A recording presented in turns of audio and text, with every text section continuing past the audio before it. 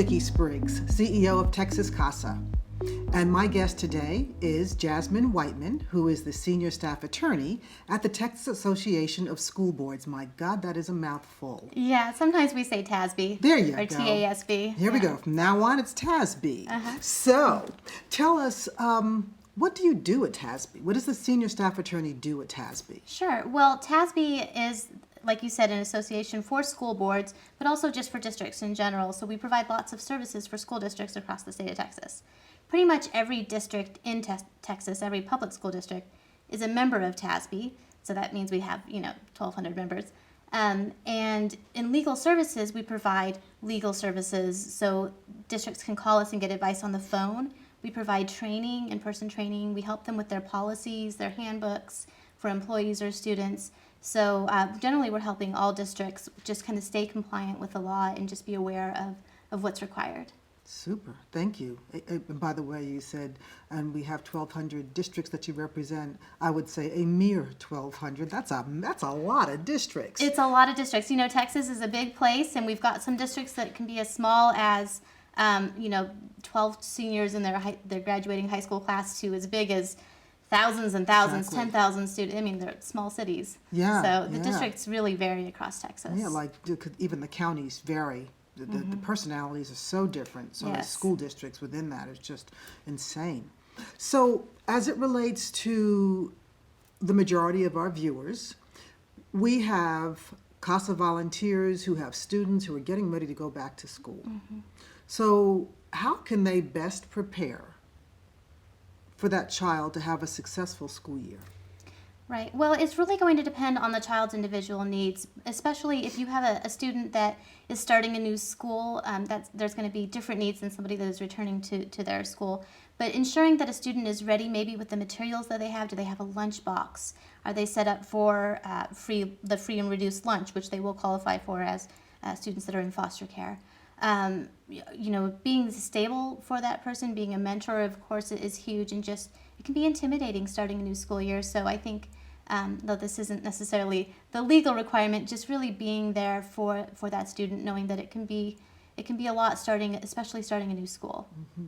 So we look at the research, and the research tells us that that foster children usually move a lot, and that with every move they're losing 6 to 9 months of education. Right.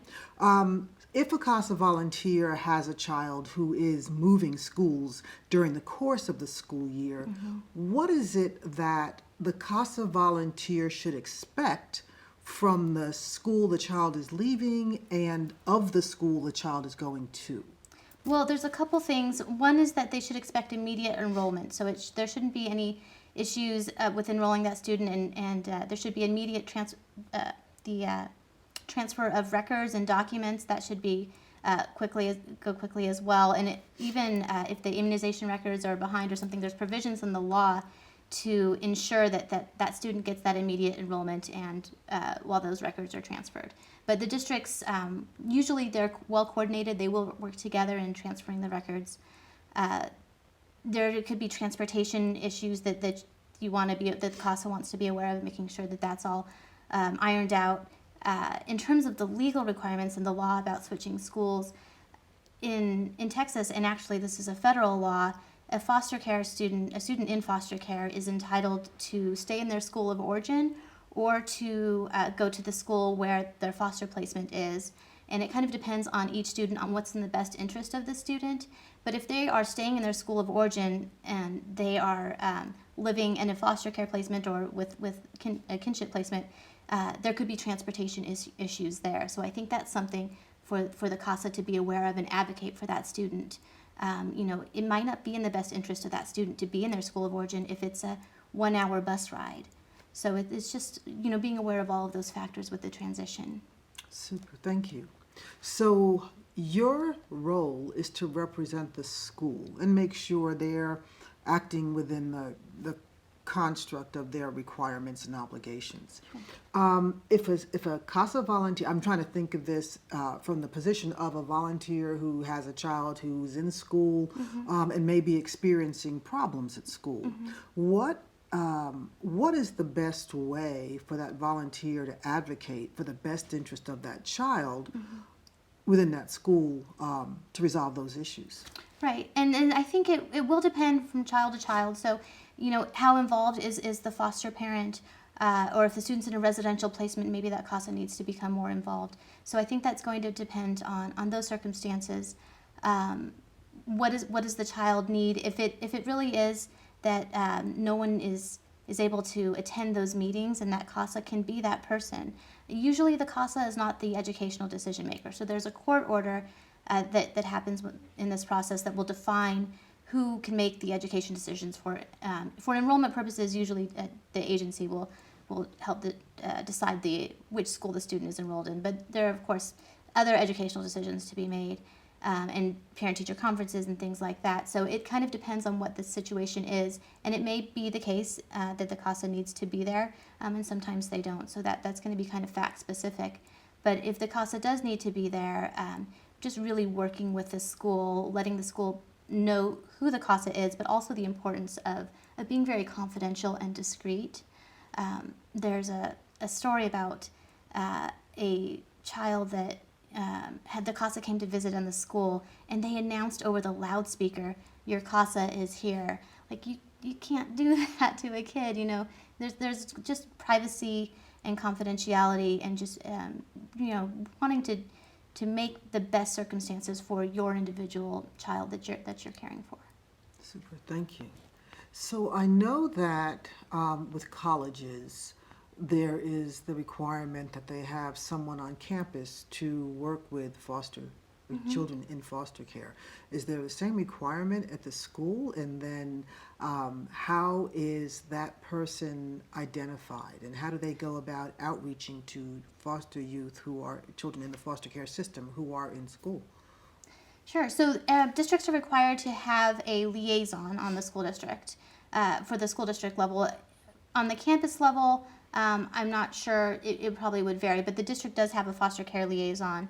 That contact information hopefully is on the website. If not, you can probably call the central office of the school district and get that contact information. That should be designated in their policies. So there is somebody there that has been trained specifically to work with the needs of foster care students, and it should be able to work with a CASA. Super, thank you. So, and I might have asked this, and if I did, just tell me I did, or answer it again like I never asked. Make me feel better. So, if all things being equal, foster youth is going to school, they have significant issues. I mean, they're in the foster care system for starters. So they're a child in care. Maybe they're just coming into that school for the first time. And you kind of touched on that a little bit earlier. Is there anything that you would say, based on what you know, that the foster parent or the volunteer should and could do, in addition to the lunchbox and the earlier things that you mentioned? Is there anything else that you think would be totally in the best interest of that child's success that someone should do who's advocating for that child? I think knowing the child is important, and where they're at academically. Of course, the CASA is required to kind of report on how the student's doing in school, but really asking the questions to see if they're getting what they need. For example, if they haven't been identified for special education, but there are indicators there that child needs special education, that child needs someone to advocate for them to get those services. There was just recently a new law that was passed by the last legislative session that makes being in foster care a mitigating factor in discipline scenarios. So, for example, suspension, expulsion, removal to a DAEP or the disciplinary alternative education. So if the child has been gets in trouble in ways that are considered mandatory for expulsion or suspension or removal to those programs, one of the factors that they can look at that makes it a little less mandatory is this a kid in foster care? And a CASA can advocate for that. Not, we had a bunch of laws passed for the last legislative session that affect schools, and so not all schools will know all of the laws. Mm-hmm. So I think that's important to know, to advocate for. There's a lot of students for that teacher, but Just if this student has needs, just knowing the student, knowing what their needs are, and really, being a part of the grown-ups that are paying attention and coordinating and collaborating with the school, partnering, really. Super. Thank you. Thank you. Is there anything that I haven't asked that you think would be something you'd like to pass on to our viewers? Well, I think what they're doing is tremendously important. I think that, we know that the educational outcomes for students in foster care are not matching the education outcomes for students not in foster care. Dropout rates and even academic progress on standardized testing. We know all of that information is required to be reported to the state and on a federal level, and we know that the data isn't good. So first, thank you, CASA volunteers, and it's just an incredibly important job. And the second thing is just to know your student, know their needs, and know that you can advocate for them.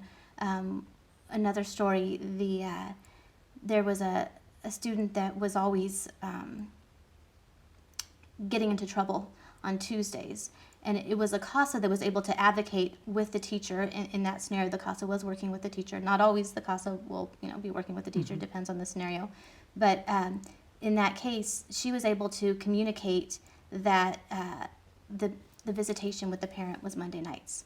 So when that student came on Tuesdays and they were just trouble, why? And the CASA, knowing the story, can advocate for that student.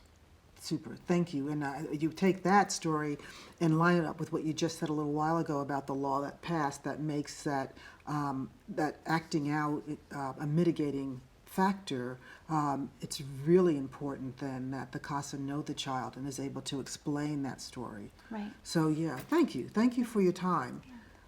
So this is Jasmine Wightman, who is the senior attorney for the Texas Association of School Boards, TASB. Again, it is a mouthful, and thank you for being with us. Thank you. And thank you for joining us on another edition of Conversations with CASA. We'll see you next time.